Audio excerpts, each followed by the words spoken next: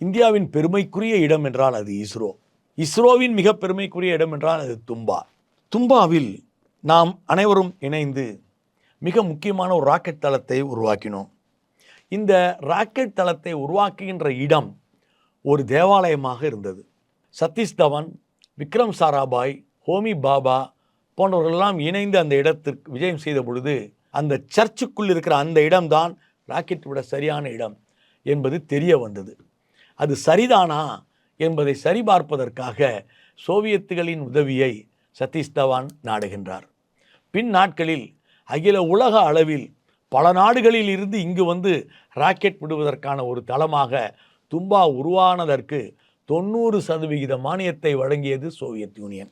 அது மட்டுமல்ல, Jio magnetic equator என்கின்ற அந்த இடத்தை சரி செய்து கிட்டத்தட்ட 4 கிலோமீட்டர் தள்ளி எடுத்து சென்று 1979 ஒரு பேஸ் உருவாவதற்கு பெரிய அளவில் சோவியத் விஞ்ஞானிகளே நேரில் வந்து நமக்கு உதவி செய்திருக்கிறார்கள்.